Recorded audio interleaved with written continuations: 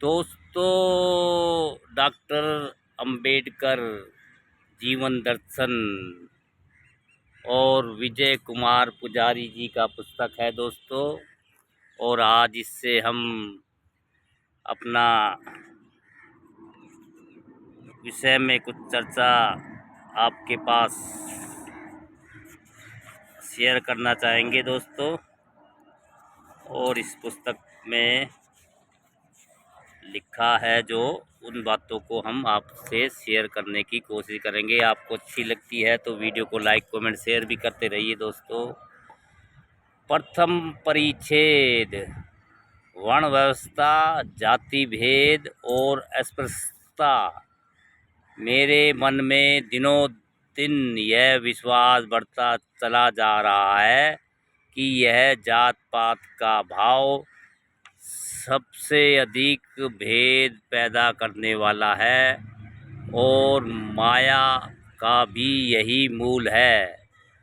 सब प्रकार का जाति भेद, चाहे वह जन्मगत हो या गुणगत बंधन ही है, पुरोहितों की लिखी पुस्तकों में ही जात पात जैसे पागलपन के विचार पाए जाते हैं। ये स्वामी विवेकानंद जी के विचार हैं। हिंदुस्तान में, भारत में ब्राह्मण वर्ग ने विचारकों और दार्शनिकों को उत्पन्न करने के अतिरिक्त स्वयं शक्ति प्राप्त कर ली थी। इस तरह अपने को सुरक्षित करके पुरोहितों ने अपने निहित स्वार्थ की रक्षा करने की ठान ली थी। Shri Jawaharlal Nehru, the discovery of India में इन्होंने ये अपना बयान लिखा है, या किताब लिखी थी इन्होंने, डिस्कवरी ऑफ इंडिया, उससे ये लिया गया है प्रसंग। अस्पृश्यता की प्रथा हिंदू समाज में कब और कैसे प्रचलित हुई, यह एक मतभेद का विषय है, परंतु इसमें कोई संदेह नहीं कि अस्पृश्यता जाति भेद की और जाति भेद वर्ण भेद की उपज है। वर्ण भेद में ऊंच नीच का भेदभाव होने से जाति भेद को प्रोत्साहन मिला और जाति भेद की चरम सीमा अस्पृश्यता है। अस्पृश्यता का जनक जातिवाद है और जातिवाद की जननी वर्ण व्यवस्था है।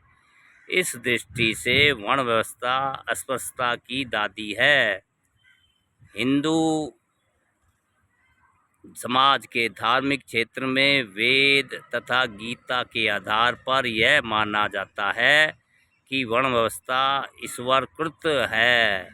इसी कल्पना के स्वरूप हिंदू समाज का रूढ़िचुस्त वर्ग अस्पृश्यता को हिंदू धर्म का अभिन्न अंग मानता है। वर्ण व्यवस्था रूढ़ी नहीं है, धर्म अस्पृश्यता को हिंदू धर्म का अभिन्न अंग मानता है। वर्ण व्यवस्था रूढ़ी नहीं है, धर्म है, क्योंकि वह ईश्वरकृत है। इस काल्पनिक विचार प्रणाली के कारण वर्ण व्यवस्था की उपज जाति भेद को और जाति भेद की उपज अस्पृश्यता को तथाकथित धर्म ग्रंथों में स्थान मिला है और उनको भी धर्म माना गया। जड़ की बुराई फलती फूलती रही। इस कारण परंपरा की अपेक्षा करके कई बड़े बड़े हिंदू सुधारक, जिन्होंने जाति भेद तथा अस्पृश्यता के विरुद्ध संघर्ष किया, वर्ण व्यवस्था को ईश्वरकृत मानकर उसका गुणगान किया तथा समर्थन करते रहे। इससे समाज सुधार की प्रगति में बड़ी बाधा पहुंची। और दूसरे यह कि यह सुधारक वर्ण व्यवस्था के प्रति मोह के कारण अछूत समाज को संतुष्ट नहीं कर सके। अछूत समाज वर्ण व्यवस्था को अछूतपन की जड़ समझता है और इसलिए वह चाहता है कि वर्ण व्यवस्था का शीघ्र शीघ्र विनाश हो। ऐसी व्यवस्था में इस प्रश्न पर विचार करना आवश्यक प्रतीत होता है कि क्या वर्ण व्यवस्था ईश्वरकृत है। वेद में वर्ण व्यवस्था की कर्मक रचना का इतिहास पाया जाता है। आरंभ में आर्यों में केवल एक ही वर्ग था। आर्यों में जाति या वर्ण कोई भेद नहीं था।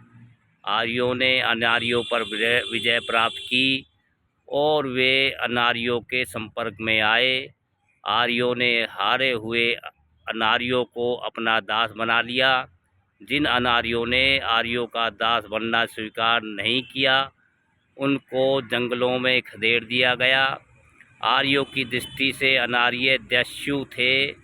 आर्यों से भिन्न वर्ग को अर्थात अनार्य को ऋग्वेद में विद्या निहानेचे च दस्यु इस वचन के अनुसार दस्यु कहा गया है।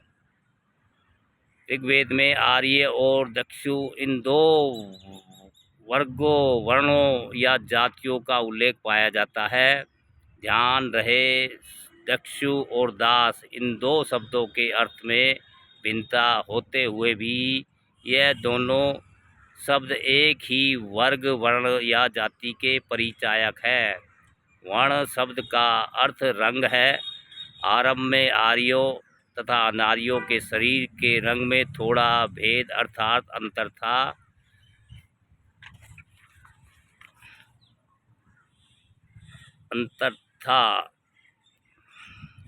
इस रंग भेद अर्थात वर्ण भेद से प्रथम दो वर्ण हुए आर्य और दास।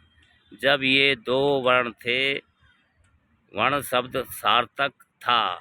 चातुर्वर्ण्य में वर्ण व्यवस्था रंग को कोई महत्व नहीं दिया गया है और रंग के आधार पर वर्ण व्यवस्था वर्ण कोई धर्म ग्रंथ नहीं करता। वर्ण शब्द का सार्थकता आरंभ में दो वर्ण मानने से ही हो सकती है अन्यथा नहीं। बौद्ध धर्म ग्रंथ मध्यम निकाय में गौतम बुद्ध और अश्वत्थायन का संवाद इस प्रकार है। तो क्या मानते हो अश्वत्थायन तुमसे ने सुना है कि यमन कंबोज और दूसरे भी सीमांत देशों में दो ही वर्ण होते हैं आर्य और दास। आर्य भी दास हो सकता है और दास भी आर्य हो सकता है। हाँ मैंने सुना है कि यमन और कंबोज में ऐसा होता है। जाति भेद और बुद्ध भिक्षुक धर्म रक्षित यह संवाद वैदिक काल को भी लागू करता है। दोस्तों आज के प्रथम परिच्छेद में वर्ण व्यवस्था जाति भेद और अस्पृश्यता। दोस्तों ये पुस्तक है आपकी डॉक्टर अंबेडकर जीवन दर्शन विजय कुमार पुजारी जी का ने लिखा हुआ है दोस्तों। और इससे ये संवाद हमने आपके जानकारी के लिए किया है। और दोस्तों आपको जानकारी अच्छी लगे वीडियो अच्छी लगे तो लाइक कमेंट शेयर करते रहिए दोस्तों। हौसला बढ़ाते रहिए। हाँ।